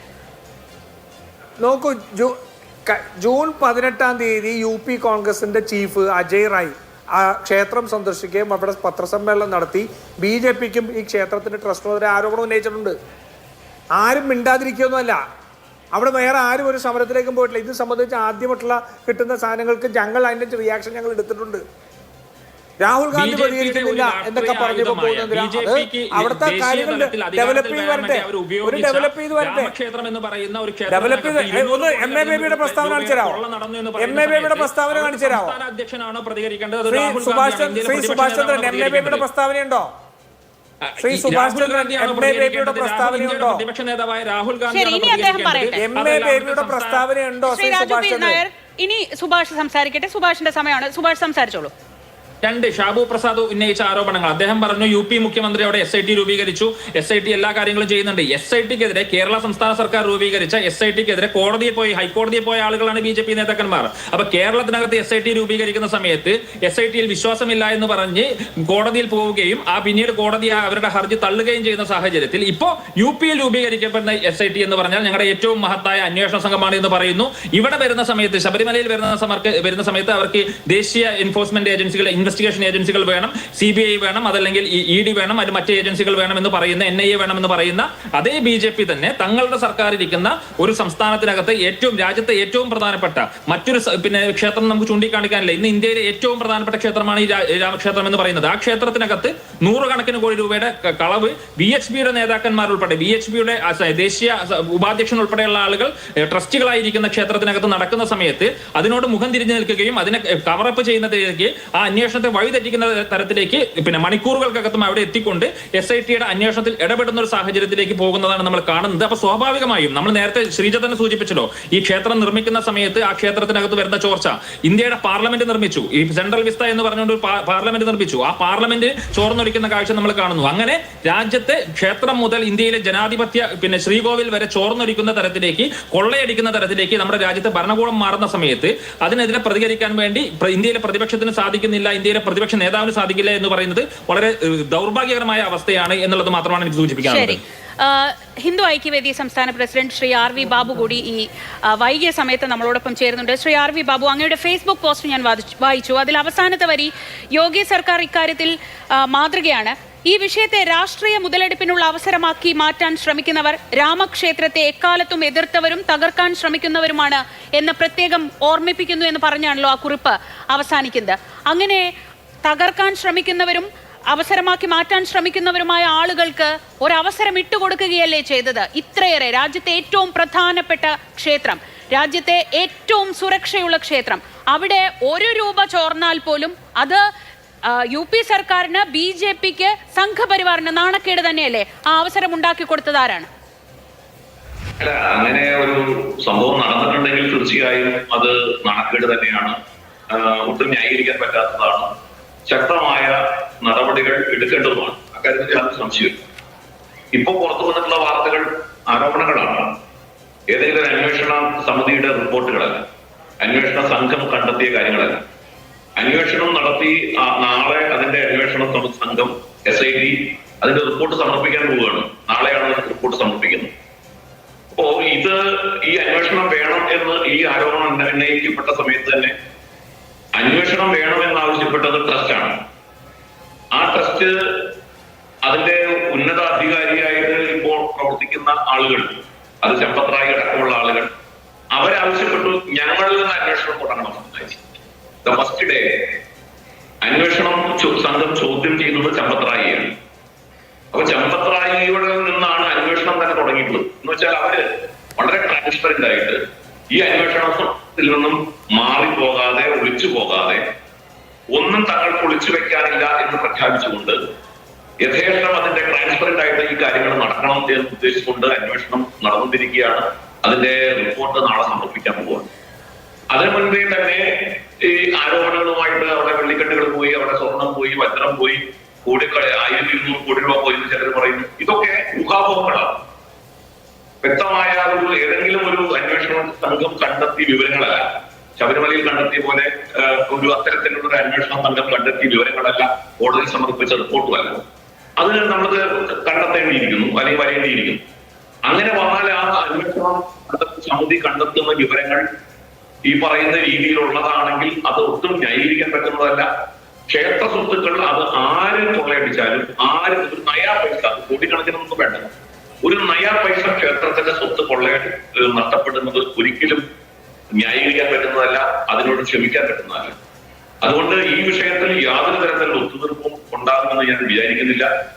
യോഗി സർക്കാർ അതുകൊണ്ടാണ്. പക്ഷേ ഇവിടെ ഞാൻ അവസാനമായി പറഞ്ഞത് ശ്രീജ സൂചിപ്പിച്ച പോലെ ശ്രീരാമക്ഷേത്രത്തിന്റെ നിർമ്മാണത്തിന്റെ ആദ്യഘട്ടം മുതൽ, അല്ലെങ്കിൽ ആ വിഷയം തുടങ്ങിയ സമയം മുതൽ അതിനെതിരായ നിലപാടെടുത്തവര് തുടക്കം മുതൽ പല ഇവിടെ കോൺഗ്രസിന്റെ ചില നേതാക്കന്മാര് സ്ഥലത്തിന്റെ കച്ചവടവുമായി ബന്ധപ്പെട്ട ചില ആരോപണങ്ങൾ ഉന്നയിച്ചു. അതൊക്കെ തുടക്കം മുതൽ ചിറ്റിപ്പോയതാണ്. കാരണം അത് രജിസ്റ്റർ ചെയ്ത്, അത് എഗ്രിമെന്റ് എഴുതിയ സമയത്തുള്ള വിലയല്ല പിന്നീട് വർഷങ്ങൾക്ക് ശേഷം രജിസ്റ്റർ ചെയ്ത സമയത്ത് വന്നത് എന്നും അതൊക്കെ പബ്ലിക് ഡൊമൈനിൽ ചർച്ച ചെയ്തതും തള്ളിക്കളഞ്ഞതുമാണ്. പക്ഷേ കൃത്രിമമായിട്ടുള്ള ചില ആരോപണങ്ങൾ ഉയർത്തിക്കൊണ്ടുവരാൻ ശ്രമിച്ചുകൊണ്ട് ആ ക്ഷേത്രത്തെ ഇല്ലാതാക്കാൻ ആസൂത്രിതമായ ശ്രമങ്ങൾ. അതൊരു കൃത്രിമമായ ആരോപണമാണെങ്കിൽ രാമജന്മഭൂമി ക്ഷേത്ര നിർമ്മാണ സമിതിയുടെ അധ്യക്ഷനായിരുന്ന ശ്രീ നൃപേന്ദ്ര ശർമ്മ, അറിയാമല്ലോ, പ്രധാനമന്ത്രി നരേന്ദ്രമോദിയുടെ മുൻ പ്രിൻസിപ്പൽ സെക്രട്ടറി ആയിരുന്ന അദ്ദേഹം പറയുന്നത് അവിടുത്തെ ഭരണ സംവിധാനം അടിമുടി അഴിച്ചു പണിയണമെന്നാണ്. ഇപ്പോഴത്തെ സന്നദ്ധ പ്രവർത്തകരെ അടിസ്ഥാനമാക്കിയുള്ള സംവിധാനത്തിന് പകരം പരിചയസമ്പന്നരായ പ്രൊഫഷണലുകളെ ഉൾപ്പെടുത്തി ഒരു സംവിധാനം രൂപീകരിക്കണമെന്ന് അദ്ദേഹം ആവശ്യപ്പെടുന്നതിന്റെ പശ്ചാത്തലം എന്താണ്? അങ്ങേക്ക് ഇപ്പോഴും ശുഭാപ്തി വിശ്വാസമുണ്ട് ഇങ്ങനെ ഒരു ക്രമക്കേട് നടന്നിട്ടുണ്ടാകില്ല എന്ന്. പക്ഷേ അതുണ്ട് എന്ന് തന്നെയാണ് നമ്മൾ ഇതിൽ നിന്ന് മനസ്സിലാക്കേണ്ടത്. അല്ല, അദ്ദേഹം ഈ പ്രധാനമന്ത്രിയുടെ പ്രിൻസിപ്പൽ സെക്രട്ടറി ആയിരുന്ന ആള് ഉൾപ്പെടെ അടങ്ങുന്ന ട്രസ്റ്റാണത്. ആ അവർക്കത് ട്രസ്റ്റിൽ ചർച്ച ചെയ്യാവുന്നുള്ളൂ. ട്രസ്റ്റിനെ ഈ കാര്യങ്ങൾ നിലപാടെടുക്കാവുന്നതുള്ളൂ. കാരണം ഇതൊരു സ്വകാര്യ ട്രസ്റ്റാണ്. ഇപ്പൊ ശബരിമല ക്ഷേത്രം പോലെ ദേവസ്വം ബോർഡിന്റെ കീഴിൽ പ്രവർത്തിക്കുന്ന സർക്കാർ സംവിധാനത്തിന്റെ കീഴിൽ പ്രവർത്തിക്കുന്ന സംവിധാനമല്ല, ഒരു ട്രസ്റ്റാണ്.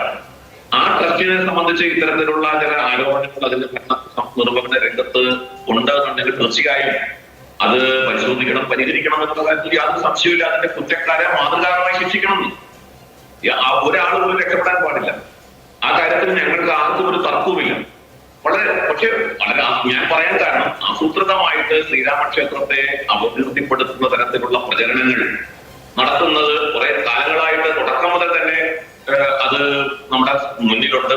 അതിന്റെ അടിസ്ഥാനത്തിലാണ് ഇപ്പോ ഒരു തെളിവുമില്ലാതെ 1200 കോടി രൂപയൊക്കെ നഷ്ടപ്പെട്ടു എന്നുള്ള തരത്തിലുള്ള ഒരു തെളിവ് ഏതെങ്കിലും തെളിവിന്റെ അടിസ്ഥാനത്തിലാണെങ്കിൽ ഓക്കെ. തെളിവുണ്ട്. ആ വെള്ളിക്കെട്ടുകളുടെ കാര്യത്തിൽ അത് പിരിച്ചു കൊടുത്ത ആള് പറയുന്നു ഞങ്ങൾ കൊടുത്തിട്ടുണ്ട്, ഞങ്ങൾ കൊടുത്തതിന്റെ അതിന്റെ ഫോട്ടോകളൊക്കെ പലയിടത്തും വരുന്നുണ്ട്. പക്ഷെ ഇപ്പോൾ ആ 40 കിലോഗ്രാം കൊടുത്തു എന്നാണ് അവർ പറയുന്നത്. 60 കിലോഗ്രാം വെള്ളിക്കെട്ടുകൾ എവിടെയും കാണാനേ ഇല്ലെന്ന് പറയുന്നു. അതൊരു തെളിവല്ലേ? ആര് പറയുന്നു? എവിടെയും കാണാനില്ലെന്ന് ആരാ പറയുന്നത്? ട്രസ്റ്റ് പറഞ്ഞിട്ടുണ്ടോ? അങ്ങനെ ട്രസ്റ്റ് പറഞ്ഞിട്ടുണ്ടോ? അന്വേഷണ സംഘം പറഞ്ഞിട്ടുണ്ടോ? ആരാണ് പറയുന്നത് എവിടെയും കാണാനില്ലാന്ന്? ആ വെള്ളിക്കെട്ടുകൾ കൈമാറിയ അതിന്റെ രസീതുകൾ കയ്യിലുണ്ടെന്ന് ജ്വല്ലേഴ്സ് അസോസിയേഷൻ ആണ് പറയുന്നത്. അല്ല, കൊടുത്തില്ലെന്ന് ഞാൻ പറഞ്ഞില്ലല്ലോ. ഇതാണ് അവർ കൊടുത്തില്ല എന്നല്ല ഞാൻ പറഞ്ഞത്. കാണാനില്ല എന്ന് ആരാ വെളിപ്പെടുത്തിയത്? ട്രസ്റ്റ് പറഞ്ഞിട്ടുണ്ടോ? ട്രസ്റ്റിലെ ഭാരവാഹികൾ ആരെങ്കിലും പറഞ്ഞിട്ടുണ്ടോ? അല്ലെങ്കിൽ അന്വേഷണ സംഘം പറഞ്ഞിട്ടുണ്ടോ? ആരാണ് കാണുന്നില്ല എന്ന് പറഞ്ഞത്? ഈ തരം കാര്യങ്ങളൊക്കെ ഇല്ല എന്ന് പറയുന്നത് ആരാണ്? നമുക്ക് അതുകൊണ്ട് ഞാൻ പറഞ്ഞത് നമ്മള് ശബരിമലയിലെ സ്വർണ്ണപ്പാളികൾ കാണാനില്ലെന്ന്, ശബരിമലയിലെ സ്വർണ്ണപ്പാളി ചെമ്പുപാളിയായ കഥയൊക്കെ നമ്മള് ഇതുപോലെ തന്നെയല്ലേ വാർത്തകളായി തന്നെയല്ലേ ശ്രീ RV ബാബു നമ്മളൊക്കെ ചർച്ച ചെയ്തത്? ആരെങ്കിലും ദേവസ്വം ബോർഡിന്റെ ഭാഗത്തു നിന്ന് ആരും അത് പറഞ്ഞിട്ടല്ലല്ലോ നമ്മൾ അതൊന്നും വിശ്വസിച്ചത്. നമ്മൾ വിശ്വസിച്ചത് അന്വേഷണ സംഘം പറഞ്ഞതിന്റെ അടിസ്ഥാനത്തില് ദേവസ്വം വിജിലൻസ് ആണ് ആദ്യം പറഞ്ഞത്. ശബരിമലയെ സംബന്ധിച്ച് ദേവസ്വം വിജിലൻസിന്റെ കണ്ടെത്തലിന്റെ അടിസ്ഥാനത്തിലാണ് നമ്മൾ വാർത്തയാക്കിയത്, അല്ലാതെ വാർത്തയായോ? ശബരിമലയെ സംബന്ധിച്ച് വാർത്തയായിട്ട് എപ്പോഴാണ്? ദേവസ്വം വിജിലൻസ് പിന്നെ ഹൈക്കോടതി സ്വമേധയാ ഇടപെട്ടു, മറ്റേ നമ്മുടെ സ്പെഷ്യൽ കമ്മീഷണർ റിപ്പോർട്ട്, ഇതെല്ലാം പുറത്തു വന്നപ്പോഴാണ് ശബരിമല ചർച്ച ചെയ്തത്. അതിന് മുമ്പ് ശബരിമല ചർച്ച ചെയ്തത് ഇല്ലല്ലോ. ഇവിടെയും അത്തരം റിപ്പോർട്ടുകൾ വരട്ടെ. ആ റിപ്പോർട്ടുകളുടെ അടിസ്ഥാനത്തിൽ നമുക്ക് ചർച്ച ചെയ്യാം. അതിന് കുറ്റക്കാരാണെങ്കിലും നമുക്കതിന് മാതൃകാപരമായി ശിക്ഷിക്കണമെന്ന് ആവശ്യപ്പെടാം. ഇവിടെ നമ്മൾ എടുത്തുചാടിയ ഒരു നിഗമനത്തിലെത്തുമ്പോഴും ധർമ്മസ്ഥലയെ സംഭവിച്ച പോലെ സംഭവിക്കും. ധർമ്മസ്ഥലയെ സംബന്ധിച്ച് എന്തെല്ലാം വ്യാജ കൊണ്ടുവന്നത് ഒടുവിൽ എന്തായി? അവിടെ എന്തോ 4000 കുറ്റിക്കൊക്കെ പറഞ്ഞ് ആരോപണങ്ങളുമായി ധർമ്മസ്ഥലത്തെ കുറിച്ച് എന്തോ വലിയ മാഫിയ സംഘം പ്രവർത്തിക്കുന്നു പറഞ്ഞു. ഇപ്പൊ എന്തായി? അപ്പൊ നമ്മൾ എടുത്തുചാടി അത്തരം നിഗമനങ്ങളിലേക്ക് എത്തേണ്ടതാണ്. അന്വേഷണം ഇരിക്കാതെ സംശയമില്ല. ശരി, അങ്ങയുടെ വിശ്വാസം അങ്ങനെയൊന്നും സംഭവിച്ചിട്ടുണ്ടാവില്ല എന്ന അങ്ങയുടെ വിശ്വാസം അങ്ങയെ രക്ഷിക്കട്ടെ എന്ന് മാത്രം പറഞ്ഞുകൊണ്ട് ഒരിടവേളയിലേക്ക് പോകാൻ എനിക്ക് കഴിയുള്ളൂ. ഒരിടവേള. ശ്രീ CL മനോജ്, ഒരുപാട് വാർത്ത കൈകാര്യം ചെയ്യുന്നവരായതുകൊണ്ട് നമ്മളെപ്പോഴും സ്കെപ്റ്റിക്കായിട്ടാണല്ലോ കാര്യങ്ങളെ കാണാറ്. ഇനിയിപ്പോൾ ശ്രീ RV ബാബു ചോദിച്ചതുപോലെ ആര് പറഞ്ഞു ഇത് കാണാനില്ലെന്ന്? ശരിയാണ്, ആരും പറഞ്ഞിട്ടില്ല. നമ്മളൊക്കെ വാർത്തയാണ് നമ്മൾ അറിയുന്നത്. ഇപ്പോൾ ഈ SIT ഒരുപക്ഷെ പറയുകയാണ് FIR പോലും ഇടാത്ത സാഹചര്യത്തിൽ ഇങ്ങനെ ഒരു സംഭവമേ അവിടെ നടന്നിട്ടില്ല എന്ന് പറഞ്ഞാൽ നമുക്ക് വിശ്വസിക്കേ തരവുള്ളൂ. അടുത്തത് ഇനിയിപ്പോൾ അവിടുത്തെ ജീവനക്കാരും അവിടെ ക്ലീൻ ചെയ്യാൻ വന്നവരുമൊക്കെയാണ് ഇത് ചെയ്തത് എന്ന് പറഞ്ഞാൽ നമുക്ക് വിശ്വസിക്കേ തരമുള്ളൂ. അതിനപ്പുറത്തേക്ക് പ്രത്യേക അന്വേഷണ സംഘത്തെ വിശ്വാസമില്ലാത്തവരായിരുന്നു ഇതിൽ പലരും എന്നുകൂടി നമ്മൾ ചേർത്ത് പറയണം. നേരത്തെ പ്രത്യേക അന്വേഷണ സംഘം ശബരിമലയിലൊക്കെ അന്വേഷിക്കുമ്പോൾ അത് വേണ്ട, അവരെ വിശ്വസിക്കാൻ പറ്റില്ല, കേന്ദ്ര അന്വേഷണം വേണമെന്നൊക്കെ ആവശ്യപ്പെട്ടവർ കൂടിയാണ്. അപ്പോൾ ഈ SIT അന്വേഷിച്ച് എന്താണ് അയോധ്യ രാമജന്മഭൂമി ക്ഷേത്രത്തിൽ നടന്നത് എന്ന് പുറത്തു വരുമെന്ന് അങ്ങ് കരുതുന്നുണ്ട്? ഒരു അവിശുദ്ധ കൂട്ടുകെട്ടിന്റെ ചിത്രം പുറത്തേക്ക് വരാൻ എത്രത്തോളം സാധ്യതയുണ്ട് അങ്ങനെ ഉണ്ടായിട്ടുണ്ടെങ്കിൽ? ശ്രീജ, ഒരുപക്ഷെ താങ്കൾ ശ്രദ്ധിച്ചിട്ടുണ്ടാവും കഴിഞ്ഞ പല ദിവസങ്ങളിൽ RSS സംഘപരിവാർ ഇവരൊക്കെ ആയിട്ടുള്ള അവരുടെ തന്നെ സർക്കിളിൽ നിന്ന് ഈ ഒരു ആരോപണത്തെക്കുറിച്ചും ഇതെങ്ങനെ സംഭവിച്ചു എന്നുള്ളതിനെക്കുറിച്ചുള്ള അസ്വസ്ഥതകളെല്ലാം പുറത്തോട്ട് വരുന്നുണ്ട്.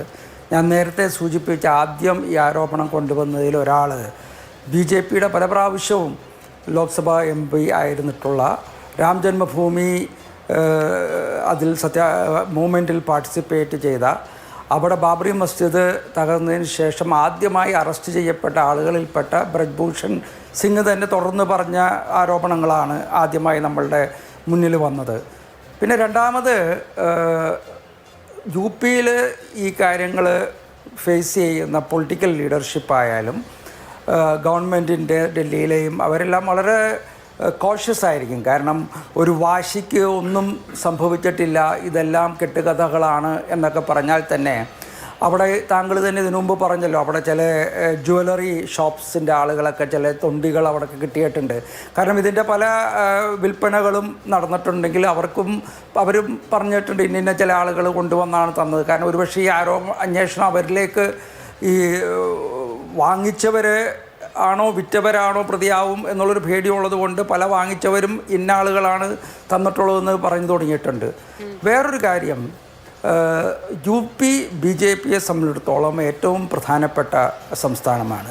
ബി ജെ പിയുടെ വളരെ ഡ്രമാറ്റിക് ആയിട്ടുള്ള 2014-ലെയും 2019-ലെയും തിരിച്ചുവരവാണ് മോഡി ഗവൺമെൻറ്റിനെ ഡൽഹിയിൽ പ്രതിഷ്ഠിച്ചതിൻ്റെ ഏറ്റവും പ്രധാനപ്പെട്ട ഒരു കാര്യമായി ഫാക്ടറായി വർക്ക് ചെയ്തത്. അതേപോലെ തന്നെ 2024 മോഡി ഗവൺമെൻറ്റിൻ്റെ മൂന്നാം മോഡി ഗവൺമെൻറ്റിൽ ബി ജെ പിക്ക് ഒറ്റയ്ക്ക് ഭൂരിപക്ഷമില്ലായതിൻ്റെയും പ്രധാനപ്പെട്ട കാര്യം ഇതിനു മുമ്പ് നടന്ന 2 തെരഞ്ഞെടുപ്പിൽ 80-ൽ വലിയ ഭൂരിപക്ഷവും ബി ജെ പി ജയിച്ച സീറ്റുകളിൽ 33 സീറ്റായിട്ട് ബി ജെ പി പരാജയപ്പെട്ടു. ആ അയോധ്യ രാമക്ഷേത്രം ഉൾക്കൊള്ളുന്ന അയോധ്യ ലോക്സഭാ സീറ്റ് പോലും ബി ജെ പിക്ക് പരാജയപ്പെട്ട ഒരു സ്ഥിതി ഉണ്ടായിരുന്നു. ആ ഒരു രാഷ്ട്രീയ സാഹചര്യവും, കാരണം ബി ജെ പിയെ അന്ന് തോൽപ്പിച്ചത് മുഴുവൻ രാമവിശ്വാസികളല്ലാത്ത പ്രതിപക്ഷമാണെന്ന് പറയാൻ പറ്റില്ലല്ലോ. അവർക്ക് വലിയ ഭൂരിപക്ഷം കൊടുത്ത വലിയ ജനവിഭാഗങ്ങളിൽ വലിയ ആളുകൾ രാമഭക്തരുണ്ട്. അവർക്കും ചില കാര്യങ്ങളിൽ നിരാശ ഉണ്ടായിട്ടുള്ളത് കൊണ്ടാണല്ലോ അയോധ്യ അടക്കം തോറ്റിട്ടുള്ളത്. ഞാൻ മനസ്സിലാക്കുന്നത് പൊളിറ്റിക്കൽ ലീഡർഷിപ്പ് അതുകൊണ്ട് മറ്റുള്ള ആളുകൾ കാണിക്കുന്ന ആവേശത്തിൽ ഒന്നും സംഭവിച്ചില്ല എന്ന് പറഞ്ഞ് കൂടുതൽ ഡിഫെൻസീവിലായിട്ട് പോകില്ല. അന്വേഷണങ്ങൾ നടത്തും, അറസ്റ്റുകൾ ഉണ്ടാവും. പക്ഷേ ഏത് രീതിയിൽ ഉള്ള ലെവലിലേക്ക് ഈ അന്വേഷണങ്ങൾ പോകും എന്നുള്ളതാണ് നോക്കേണ്ടത്. രണ്ടാമത് 2024-ലെ ലോക്സഭാ തെരഞ്ഞെടുപ്പിന് ശേഷം അസംബ്ലി വരികയാണ്. ബി ജെ പിയെ സംബന്ധിച്ചിടത്തോളം വളരെ ക്രൂഷ്യലായിട്ടുള്ളൊരു തെരഞ്ഞെടുപ്പാണ് ബി ജെ പിയും സമാജ്വാദി പാർട്ടിയും തമ്മിൽ നടക്കാൻ പോകുന്നത്. അപ്പോൾ അതെല്ലാം കൊണ്ടുകൊണ്ട് അതിൻ്റെ പ്രധാനപ്പെട്ട നേതൃത്വത്തിന് അങ്ങനെ കണ്ണടച്ചില്ല എന്ന് പറയാൻ പറ്റുമെന്ന് എനിക്ക് തോന്നുന്നില്ല. ശരി, ശ്രീ സി എൽ മനോജ്, ഞാൻ ഇടപെടുകയാണ്. നമ്മുടെ സമയം പൂർണ്ണമായതുകൊണ്ട് വളരെ നന്ദി. ശ്രീ ആർ വി ബാബു, ശ്രീ ഷാബു പ്രസാദ്, ശ്രീ സുഭാഷ് ചന്ദ്രൻ, ഒപ്പം ശ്രീ രാജു പി നായർ ഈ ചർച്ചയിൽ പങ്കെടുത്തതിന്. അയോധ്യ എന്ന് പറയുന്നത് ഓരോ ഭക്തന്റെയും ഓരോ വിശ്വാസിയുടെയും വികാരമാണ്. ആ വികാരത്തിൽ നിന്നുണ്ടായ ഓരോ രൂപയും ഓരോ പൈസയും കാണിക്കയായി, അല്ലെങ്കിൽ ഓരോ കണ്ണീർ തുള്ളിയും അവിടെ കാണിക്കയായി വെച്ചവരാണ് യഥാർത്ഥ വിശ്വാസികൾ. അതിലെന്തെങ്കിലും കള്ളത്തരം നടത്തിയിട്ടുണ്ടെങ്കിൽ അത് കണ്ടുപിടിക്കേണ്ടത് അത്യാവശ്യമാണ്.